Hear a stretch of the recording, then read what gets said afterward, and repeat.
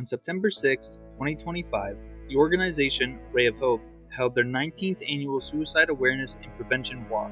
For those who don't know, Ray of Hope is Westmoreland County's Suicide Awareness and Prevention Task Force. The aim of the organization is to reduce the stigma of mental health and suicide, as well as to raise awareness of suicide prevention. We got to talk with the chairs of the organization, as well as others attending the walk for their loved ones. My name is Heather McLean, and I oversee the Ray of Hope, which is the Westmoreland County Suicide Awareness and Prevention Task Force. What does your day-to-day look like doing that? So Ray of Hope and suicide prevention is absolutely an everyday thing. So I am on call. We do have a loss team. We're one of the first in the state of Pennsylvania to have a loss team, which is local outreach to suicide survivors.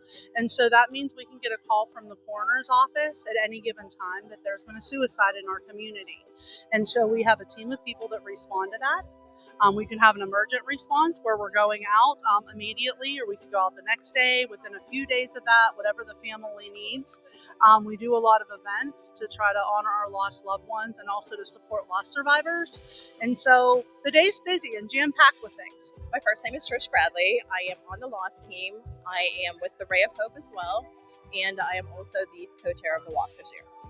What does your day-to-day look like running the organization? Crazy. I'm being honest. It's very busy, but it's very rewarding as well, because I lost my son in May 16th of 2024. When the loss team and the Ray of Hope came to me is when I really stepped up to the plate and I said, this is where I need to be. I need to be with the Ray of Hope. I need to do this to help other families out as well, the way they have helped me. My name is Terry Painter, and I am one of the co-chairs. So I'm a volunteer, and I lost my son to suicide in November of 23, and I was lucky enough to find Ray of Hope, and I just started volunteering. John Herman. I'm one of the co-chairs of Ray of Hope Suicide Task Force. Now, what does your day-to-day look like in the task force? It's very busy. As a volunteer, I do a lot of outreach for the task force. I'll use this week. Next week, I'm doing 5 events every Monday for Westmoreland County Drug and Alcohol Commission. They're doing pop-ups across the county. So Ray of Hope will be at every one of them with the table. My name is Melissa Hughes, and I am a loss team member, and I'm also a member of the Ray of Hope Foundation. What does your day-to-day look like in the Ray of Hope, or in the loss team? Well, we meet several times. We do Zoom calls, but we go out on loss calls. So when there's a loss, the coroner's office dispatches us, and we go out to these surviving people that are sometimes on site, sometimes not on site, and we meet with them and offer them resources. What would you say that your mission, not only with the Ray of Hope, but also maybe individually, what would you say that is? Yeah, so my goal is to not have anybody be alone when this happens. Have the support that they need, the resources they need, and to know that they're not alone and we're here for them. My personal level, interesting that you asked that. Since I got involved with this year, I know Allegheny County does not have a loss team like this. I have been working with the medical examiner's office in Allegheny County to get one started, and I've been in the process talking with them back and forth every week. Just talking about it, getting the word out. I share with the police living with bipolar and what it's like using the police when you're psychotic, and just to let them know we're just like everybody else. We're no criminals or anything. So that's why I can talk about it. I think that's what's keeping me going, staying in recovery. When I lost my son, a few months went by. I was very alone. Nobody said much of anything to me. Nobody asked me if I was okay. And I reached out to the Ray of Hope. I'd always known about them, so I contacted them, and Heather contacted me back. Heather McLean, she's awesome. And I talked to her on the phone, I think for almost 2 hours, and we immediately bonded. And I had explained to her how alone I felt through my loss, and how I felt like any other person, especially a mother, should never feel alone. I feel like my life is so connected with what I do. It's wholeheartedly the purpose. I really feel that why I'm here, and it's really to reduce the stigma associated with suicide and to recognize that mental health is an issue across the lifespan. Suicide and mental health can affect anybody at any given time. So just be out there to be an advocate, to be a life, to push things through different events. Everything that we do with Ray of Hope is for that mission. What do you think the most common side effects, or I guess I would be signs of suicidality would be? Well, there are risk factors and there are warning signs. So, what is said is the number one reason that people take their life is loss of connection. So it could be a divorce, it could be a death, it could be a loss of a trusted person like a counselor or a therapist, a coach, and that affects all of us. You know, we go through different phases of having loss. Undiagnosed mental health issues. Over 70% of people that take their life have an undiagnosed mental health issue that they're struggling with, and that's why we say suicide is the most preventable kind of death, because we can treat depression, we can treat anxiety, we can treat bipolar disorder, we can treat, and more than anything, we can treat trauma and get people the support and the help that they need. I wish I knew that. I did not see it in my son. At the time, I didn't see it, but now that I've educated myself and I've learned, I've actually said, wow, okay, yes, this, you know, and just kind of withdrawing and not wanting to leave the house and just things like that. I didn't think anything of it. But now looking back, that was a huge, you know. That's a good question, because especially with the loss of my son, I had really no signs. So I did not have any idea. And I've met several other families, some who have said, I saw this and this, but others who have said, I saw that, but I never expected them to do that. With my son, it was the drinking, the drugs, the depression, his business. He had his own business, his own tree service, and he just was overwhelmed and stressed with running the business basically by himself. It's hard to say because everybody's different. Some people talk about it. Like if you say, I'm thinking about killing myself, you need to take that serious. A lot of people don't take it serious, mostly in kids, mostly in school. You hear kids say, well, if I go home with a bad grade, my parents are going to kill me. So that's the way it is, but it's not true. You need to take that serious because you don't know if they're going to do that. Signs that are maybe like a little less common or less like talked about? I think loss of job. We have had a number of suicide where the person has lost their job, whether they got laid off or whatever, they had lost their job, and that very, very much impacts people, and people don't realize that. They just think, oh, they can get another job. That's a lot of who people are individually, and so that really should be something that we're working really to try to address that more. And then also with our veteran population, a lot of people think because they're a veteran, they're at higher risk for suicide. But what we're finding out is that being a veteran actually adds a piece of resiliency to them. It's their loss of purpose once they get out of the military. So we have a veterans subcommittee, and a huge part of what we do is do things to create connectedness, to connect our veterans, to give them a sense of purpose, to give them a way of giving back and serving, and that can make a huge difference. And that's often missed. They want to get people and veterans into treatment, but really they need a way to connect. They need a way to serve, and so more and more we're learning about that. I noticed him talking to anybody. He was in denial that he had an alcohol problem, and I tried to get him help, and he said, Mom, I'm fine. Biggest thing is if they start pulling back from things, start to wonder. It's really the big thing is if they're very active, who do you school? If you're into sports and everything, and finally they say, I don't want to do soccer. I don't want to go to soccer anymore. So there could be some sign that what is going on. There could be thinking about suicide. I think there's a lot of stigma behind suicide. And I think sometimes people don't want to talk about it or address it because they feel like, oh, if I'm going to be deemed crazy, or I'm going to have to go into a hospital and stay there. So I think that's why we need to open up the narrative. We need to make it okay to speak and talk about it, because it's okay to not be okay. And I think it's not discussed enough. I don't think we talk about it or address it enough across the board. Everybody has a bad day, and everyone deserves help and not judgment. Why did you guys decide to come today? Sorry. I think that being together is really important, and it's hard to get out of bed and do things like this, but when something's hard, I think that's what makes it worth doing. Right. And showing up is kind of like the point at this point from here on out. You? Yeah, pretty much that. Just having a big support system of people who have gone through similar things is nice. We lost a very close friend of our family. His name was Aaron, who is 13. So we have a big group here to support the family. This is the 19th year of this event. I've been here for about 12.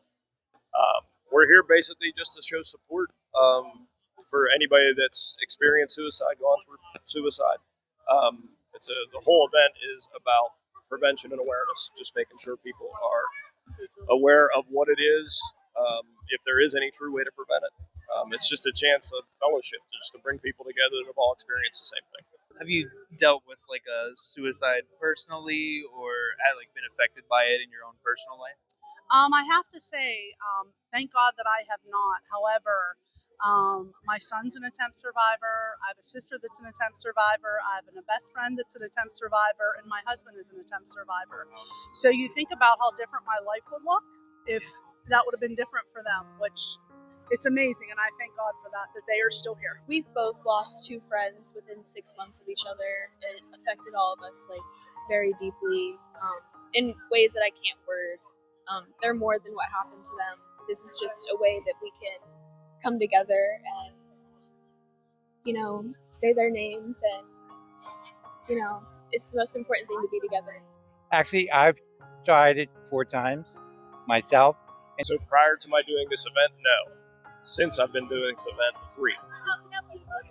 And it's devastating. It takes a little bit to get through and to get over with. And again, coming together with, sometimes we have 300, 400, 500 people here that have gone through the same thing. So it is a epidemic, I guess, if I'm saying it the right way. Just coming together with a bunch of other people that have gone through the same thing is it's a good thing. Once again, sorry about your loss, obviously. How do you think that affects you on like a day-to-day basis? Actually, as a day-to-day basis, it's really hard. Mostly when I do outreach in the community, because I can always tell when somebody wants to talk. So that's that whole thing. But I do understand. I can say I've been there, done it, so I understand. So that helps. It never leaves. It's constant anxiety. It's depression that I never had prior. It's just hopelessness. It's a lot. So what helps me get through my day-to-day is by doing stuff like this. I will never be the same. The day my son Mason passed, my entire world went black and everything stopped. Everything. And it's still like that. I mean, I still search for him in every single thing I do. Everywhere I go, I look for him. I'm more aware of mental illness in general. I try to help others out as well. If I see them struggling, I definitely feel like I need to help them, no matter if it's just a hug, if it's just a hi, how you doing? Any way I can, I'm here to help. It's been rough. It's been really hard. We definitely miss him a lot.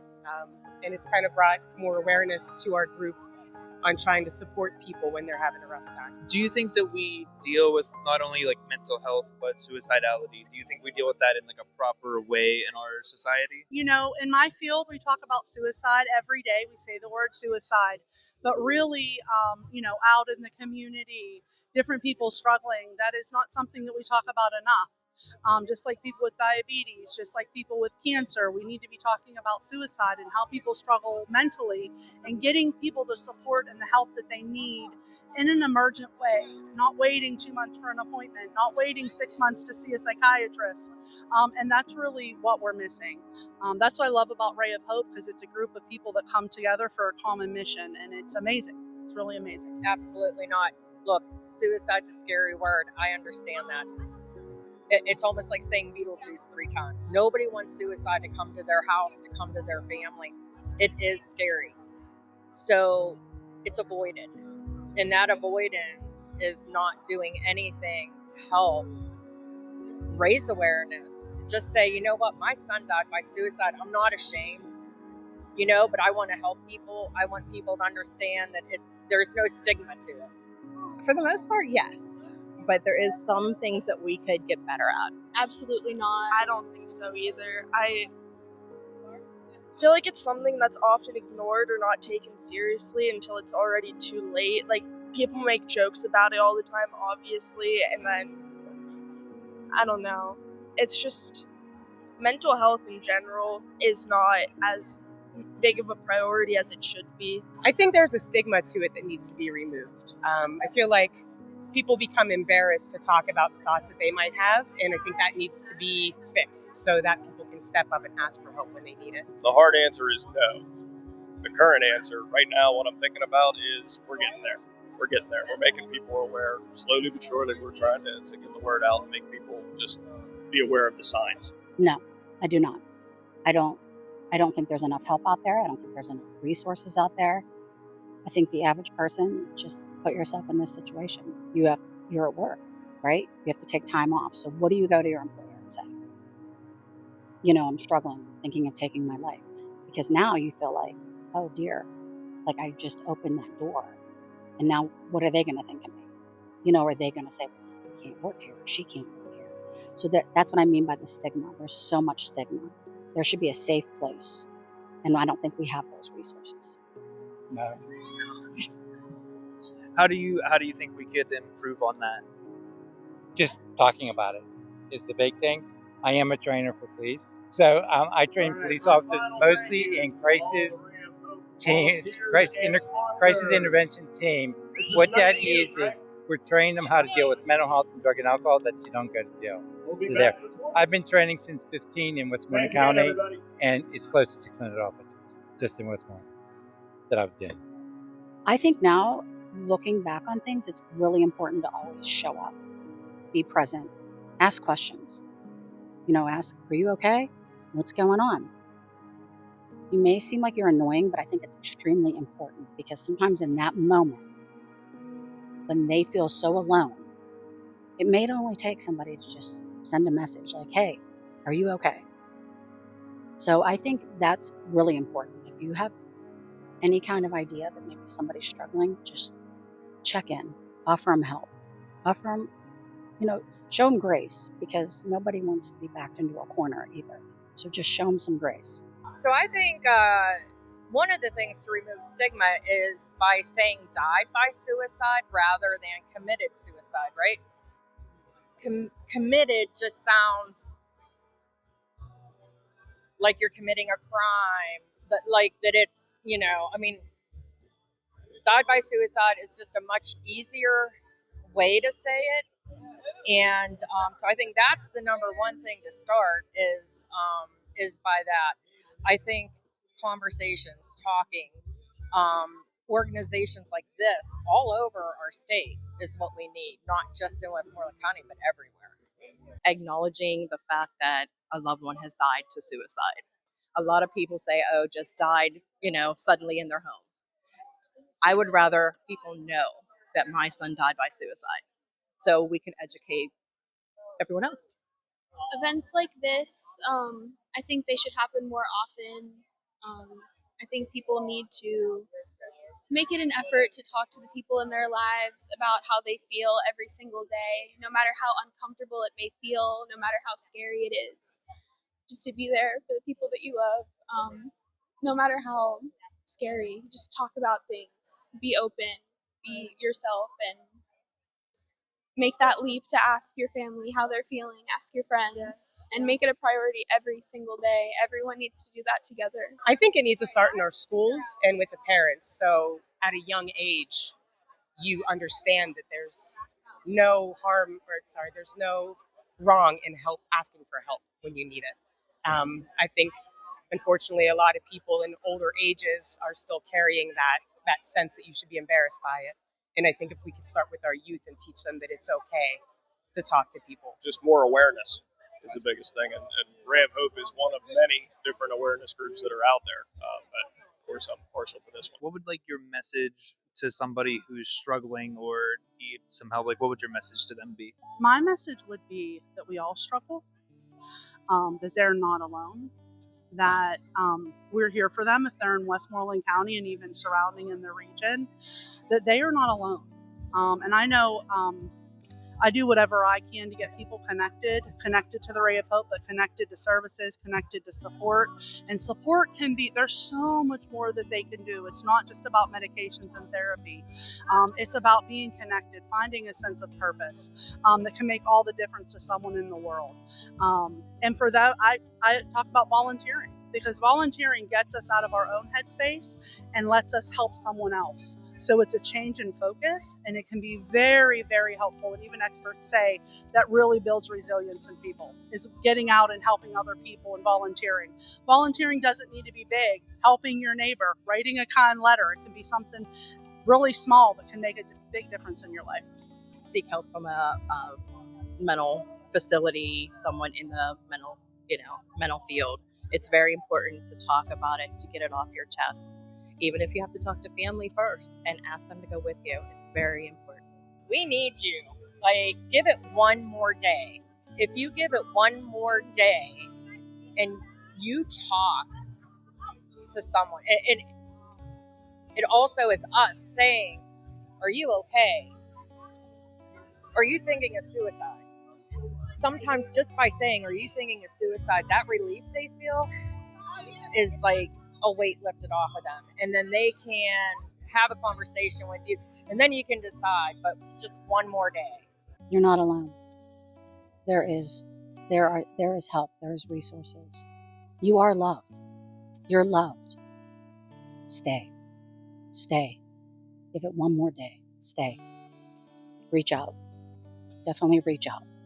When I was feeling like a certain way, the only thing that could get me out of it was a word from my friend. And it was like, there's always something better coming. Like, if you're in the worst state possible, you just need to look for the future, because there will be an event coming up that you will be so thankful that you got to experience, and you wouldn't have had that chance otherwise. It's just like, life is beautiful, and in the bad and the good, it's just how it is. That they are enough, and you are loved more than you realize.